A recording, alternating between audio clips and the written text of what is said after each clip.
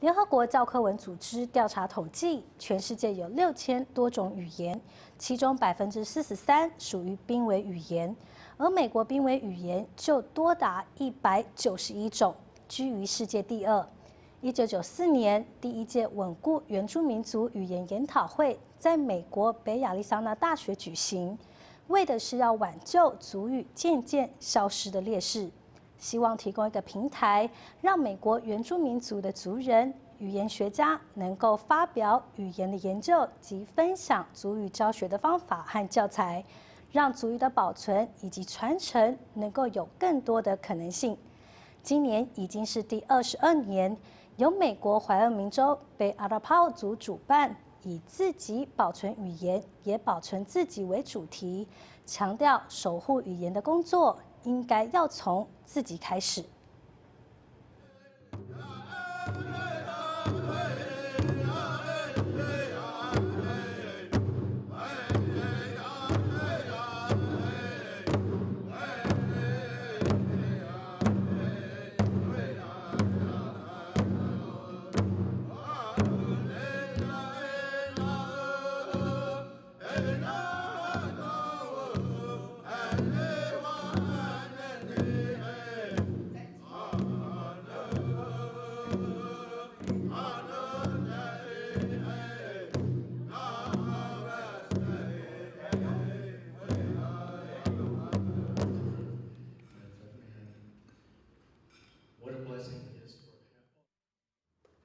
This is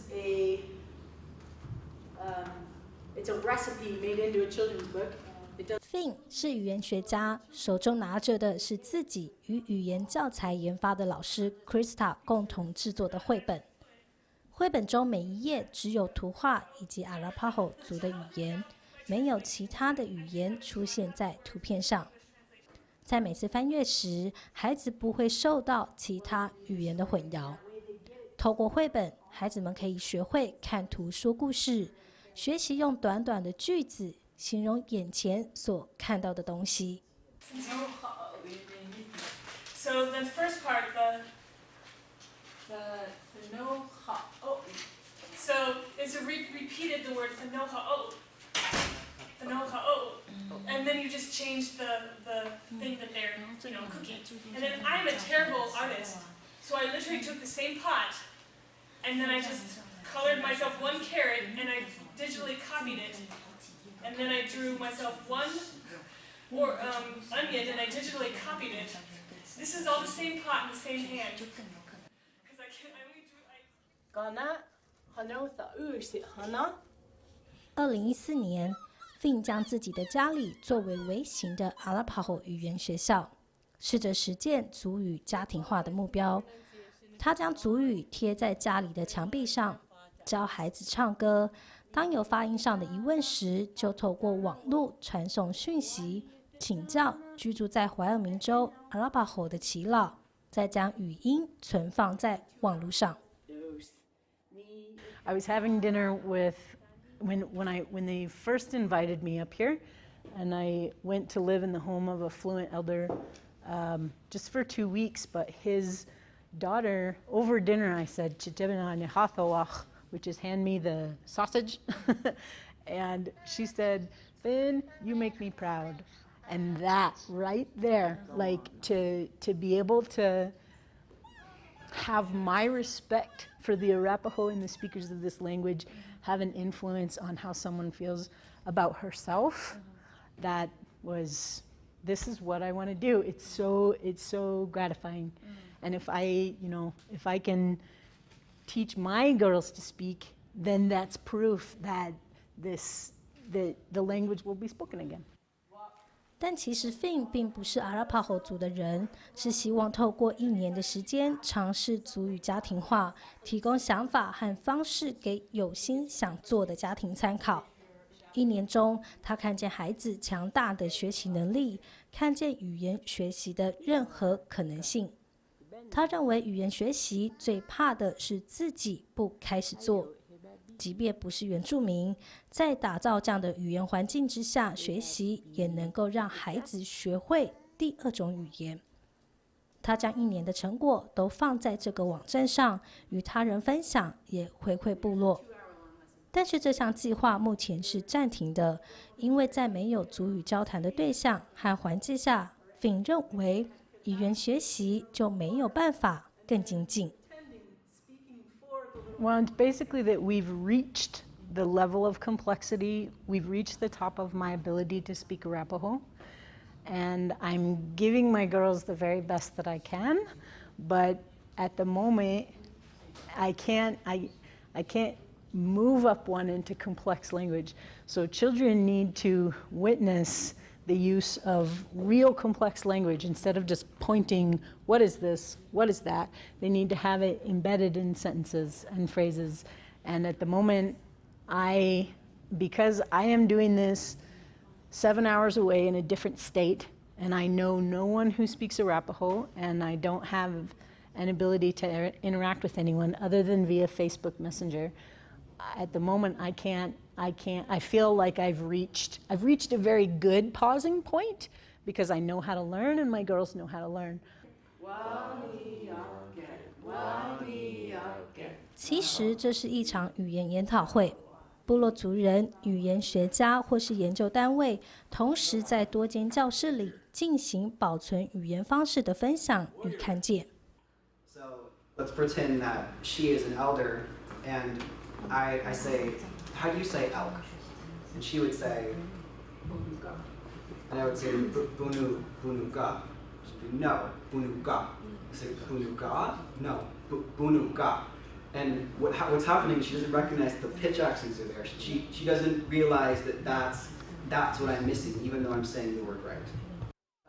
20岁的 Nautosi Fish 在蒙大拿大学研究语言，从自己的族语学习过程中，发现音调正不正确会影响长者用族语沟通的意愿，也会影响年轻人学习族语的动力。所以将 Cherokee 族发展出的音调系统延伸运用到自己的族群。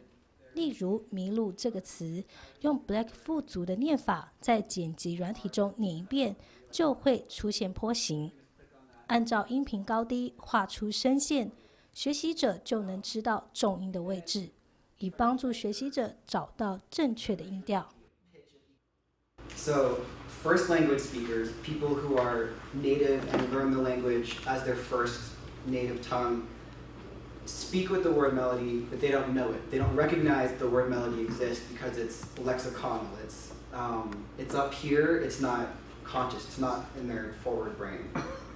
Second language speakers, such as myself, we speak, and first language speakers can tell that we're saying something wrong, but they don't know what it is.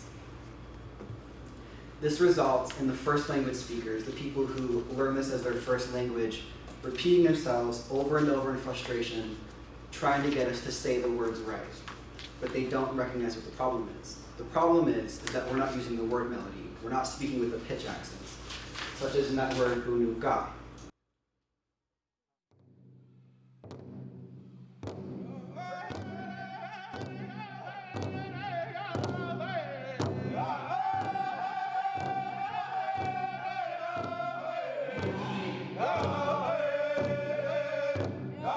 稳固语言研讨会从1994年开始举办，依照联合国教科文组织调查，全球有6000多种语言，其中有43%是濒危语言。在美国就有191种语言面临消失的危机。当时为了要挽救美国原住民族语言渐渐消失的劣势， Gina Cantoni 和 Dick Hester 教授举行稳固语言研讨会，而后每年办理，由美国各区原住民部落轮流承接。今年以自己保存语言也保存自己为主题，在美国怀俄明州丰和伊丁安保留区举办。主办的北Arapaho部落认为，语言保存除了靠媒介、靠研究，更要靠族群内部自发性的学习。Yeah, so we used to talk about language revitalization. I mean, we were always talking about it, but when we talked about it, we would say, we're going to save these languages, we're saving these languages. And one of the things, I have a good friend, Ishmael Hope, who would say, you got to be careful of romanticizing things because this Euro-American culture is going to want to elevate one person as the hero.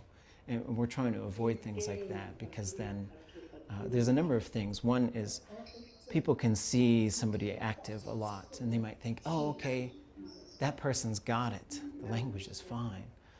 The other thing that we're conscious of is that it's a collaborative, collective effort. And it's also, it's not something that we save, but actually it's something that saves us. And talking to our elders, there was one in particular when she looked at me and we're doing all this work for our language, and she'd say, our language has saved us. Nancer 是阿拉斯加大学原住民族语言教授，身体里留有 Tiki、Halda、Yupik 3个原住民族群的血裔。1996年第一次接触到稳固语言研讨会的书，看见当时与会者分享的拯救族语方法，激励他成为一名研究语言的学者。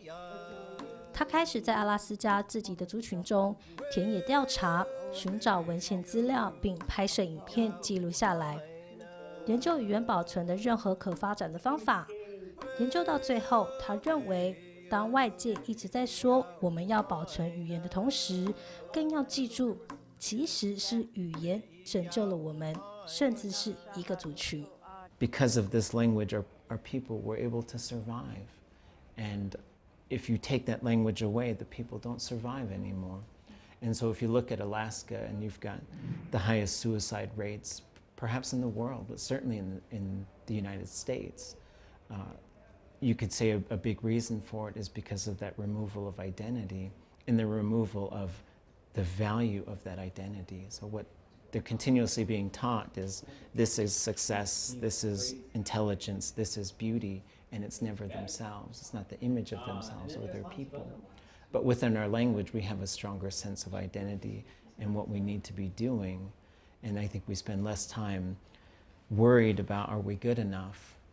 And then instead, we're being comforted directly by our ancestors. And so the goal with that statement is trying to shift it and say, we're not in the business of saving languages, we're in the business of saving people. 有时候 Nancer 和他的学生会将有趣图片结合族语张贴在校园中。这个图片没有其他语言，只有看得懂的人才能够了解意思。他们认为这样的方式除了能够让族语学习变得有趣，更能够激起学生的好奇心和学习力。大家就会开始在社群网站里或是自己的部落格中用这种方式交流沟通。他们认为不需要用其他语言来解释图片里的意思，因为族语能够表达的，不代表用其他语言来解释也能够拥有相同的效果。I think even just saying the modern society, like we are the modern society. And so some of the things is the myths that are out there, and we try to deconstruct them, and sometimes serious and intellectual ways, but other times just by making fun of things. And we love to laugh in our language. We like to just make connections and things that are really funny. And we also, one of the things that I do value is to say, if you're in this group, you're in the group. And we're not going to translate everything for the whole world, because there might be things that we'll create, like a poster or something, and maybe that poster is really funny. But if we translated it, it might not even be as funny as English. And also, there should just be things that the language community gets. And not to say like we're keeping people out, but we say, come on in, come check this stuff out. And we make sure that people understand, like, you could do anything in this language. And the language could apply to anything at all and everything. And it actually helps you get a different perspective on the things that you might see in an English-only environment and see them differently. And so when we take Nancer 强调，自己族群的语言不需要靠别人来定义，而是自己要去强化语言的质量。他认为，抢救族语碰到的最大问题就是太在意数字。会说族语的人数增加，族语的值却没有跟着增长。当他在教导自己的孩子族语时，会连同族群的故事、历史及文化背景都告诉孩子，即便是残忍的历史。Yeah, a lot of times I'll give her little condensed versions and say, there was a time, and I don't speak English to my children. I would say there was a time when people didn't want our language and people didn't want our culture, and we associate with our identity and who we are. But then we try to be cautious as well to make sure that we're not raising our children so that they're looking at somebody who's not Tlingit and perhaps blaming them for what happened.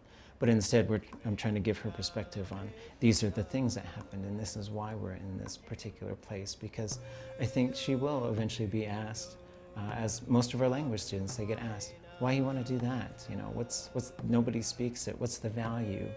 And we try to stress to our students that you don't have to answer that question, that question is actually nearly impossible to answer in English because English is the language that tried to kill off these other languages. So how can you justify it within that language?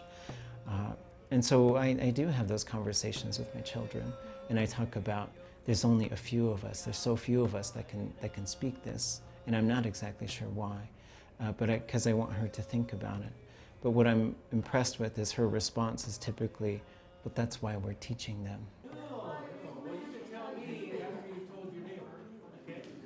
We're still in a dominant society of English speakers. And when our language is diminished, so therefore our culture is diminished. So we need to sustain our language in the dominant society so we can still keep our identities and create that spirituality that she was talking about. So to me, I understand, I don't speak very much, but I can see how important it is based on my dad's involvement with the language. And nothing is never too late. We always have a chance to do something, and it's up to us to do that, to excite those younger kids.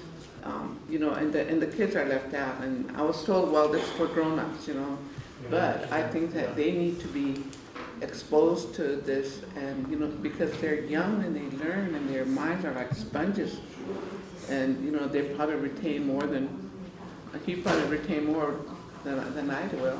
You know, it's sad that it's always like that it's always grown-ups. And we have, we were saying, 4 casinos, we have this, we have dolls, we have entertainment.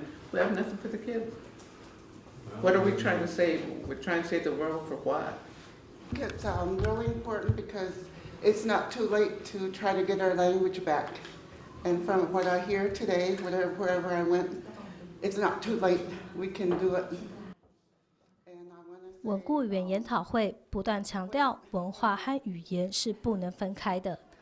教导学生或是自己的孩子，更不能忽视语言、文化、土地、部落和学校间的连结，因为这是累积语言厚度、质量的元素。一场语言研讨会让族语保存想法不断的发酵。22年来累积的能量，让每一位参与的成员都带着满满的心得回家。更能够看见这个世界上有许多原住民族人都在为着抢救语言这个目标努力着。